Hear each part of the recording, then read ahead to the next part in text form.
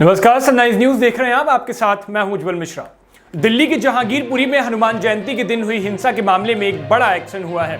MCD ने bulldozer चलवाकर अवैध अतिक्रमण को ढहा दिया है। इस हिंसा में 5 आरोपियों पर राष्ट्रीय सुरक्षा कानून NSA लगा दिया गया है।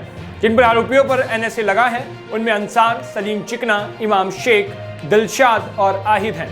इससे पहले रामनवमी के दिन मध्य प्रदेश के खरगोन में हुई हिंसा के मामले में भी 2 आरोपियों पर NSA लगा दिया गया था।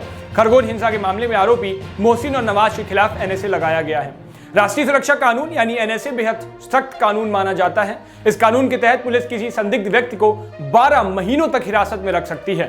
हिरासत में रखने के लिए पुलिस को जवाब में बस इतना बताना होता है कि इस व्यक्ति को जेल में रखा गया है, यानी जेल में रखने के बाद पुलिस भूल जाती है। तो क्या है ये राष्ट्रीय सुरक्षा कानून, जानते हैं इसको विस्तार से। पहला, क्या है राष्ट्रीय सुरक्षा कानून? नेशनल सिक्योरिटी एक्ट यानी NSA, इसी को हिंदी में कहिए राष्ट्रीय सुरक्षा कानून यानी रासुका। लोग अपने अपने हिसाब से लिखते हैं, कोई NSA और कोई रासुका। ये एक ऐसा कानून है जिसके तहत किसी खास खतरे के चलते व्यक्ति को गिरफ्तार किया जाता है। अगर प्रशासन को लगता है कि किसी शख्स की वजह से देश की सुरक्षा को खतरा हो सकता है तो ऐसा होने से पहले ही उस शख्स को रासुका के तहत हिरासत में ले लिया जाता है। इस कानून को 1980 में देश की सुरक्षा के लिए सरकार को ज्यादा अधिकार देने के मकसद से बनाया गया था। इस कानून का इस्तेमाल पुलिस, कमिश्नर, DM या राज्य सरकार कर सकती है। अगर सरकार को लगे कि कोई व्यक्ति बिना किसी मतलब के देश में रह रहा है और उसे गिरफ्तार किए जाने की जरूरत है तो उसे भी गिरफ्तार किया जा सकता है। कुल मिलाकर यह कानून किसी भी संदिग्ध व्यक्ति को हिरासत में या गिरफ्तार करने का पूरी तरह से अधिकार देता है। अब इस कानून का इतिहास और जान लेते हैं। ये एक प्रिवेंटिव कानून है, जिसका मतलब होता है किसी घटना के होने से पहले ही संदिग्ध व्यक्ति को गिरफ्तार कर लो। इस कानून का इतिहास अंग्रेजों के जमाने यानी ब्रिटिश शासन से जुड़ा हुआ है। 1881 में ब्रिटिशर्स ने बंगाल रेगुलेशन 3 नाम का एक कानून बनाया था। इस पर घटना होने से पहले ही गिरफ्तारी की व्यवस्था थी। फिर 1919 में रॉलेट एक्ट लाया गया।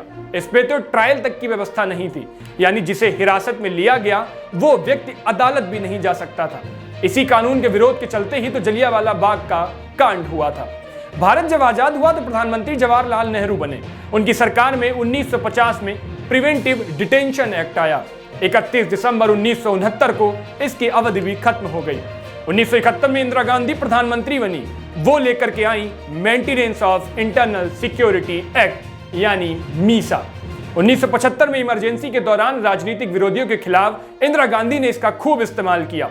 लालू यादव भी उस वक्त जेल में थे। उनकी पत्नी राबड़ी को एक लड़की हुई। लालू ने निशानी के तौर पर उसका नाम मीसा रख दिया। अब वापस फिर अपने विषय पर लौटते हैं। 1977 में जब जनता पार्टी की सरकार बनी तब इस मीसा को खत्म कर दिया गया। 1980 में फिर इंदिरा गांधी प्रधानमंत्री बनी। तब उनकी सरकार में 23 सितंबर 1980 को राष्ट्रीय सुरक्षा कानून संसद से पास हुआ। 27 दिसंबर 1980 का वो दिन था जब ये कानून पूरी तरह से अपनी शक्ल में आया, यानी ये कानून बन चुका था। अब इस कानून में प्रावधान क्या है ये भी जान लीजिए। इस कानून के तहत किसी भी संदिग्ध व्यक्ति को 3 महीने तक बिना जमानत के हिरासत में रखा जा सकता है। जरूरत पड़ने पर इसकी अवधि 3 महीने के लिए बढ़ाई जाती है, यानी 3 महीने से कम के लिए इसकी अवधि नहीं बढ़ेगी, कम से कम 3 महीना बढ़ाई जाएगी। इस कानून के तहत हिरासत में लिए व्यक्ति को 12 महीने तक जेल में रखा जा सकता है। लेकिन एक और बात है कि हिरासत में रखने के लिए संदिग्ध पर आरोप तय करने की जरूरत नहीं होती है, यानी उसको सिर्फ सुरक्षा के हवाले से गिरफ्तार किया जा सकता है। गिरफ्तारी के बाद राज्य सरकार को यह बताना पड़ता है कि इस व्यक्ति को जेल में रखा गया है और उसे किस आधार पर गिरफ्तार किया है। हिरासत में लिया गया व्यक्ति सिर्फ हाई कोर्ट के एडवाइजरी बोर्ड के सामने अपील कर सकता है और उसे वकील नहीं मिलता है। जब मामला कोर्ट में जाता है तब सरकारी वकील कोर्ट को मामले की जानकारी देते हैं। अब सबसे बड़ी बात इसमें सजा कितनी होती है। NSA के तहत हिरासत में लिए व्यक्ति को 3 महीने तक जेल में रखा जा सकता है। जरूरत पड़ने पर 3 महीने की अवधि बढ़ाई जा सकती है, ये हमने आपको पहले बताया। लेकिन जरूरी बात यह है कि किसी भी हालत में 12 महीने से ज्यादा व्यक्ति जेल में नहीं रखा जाएगा। लेकिन 12 महीने यानी 1 साल का लंबा वक्त होता है, यानी एक बार अंदर करके पुलिस दोबारा खिदमत के लिए भी नहीं आती है। खैर, ये कानून और इसकी चपेट में आने वाले लोग हमेशा राजनीति की भेंट पर चढ़ जाते हैं। आपकी इस कानून को लेकर के क्या राय है हमें कमेंट सेक्शन में जरूर बताइए। बाकी की ऐसी खबरों के लिए सनराइज न्यूज को देखते रहिए। शुक्रिया।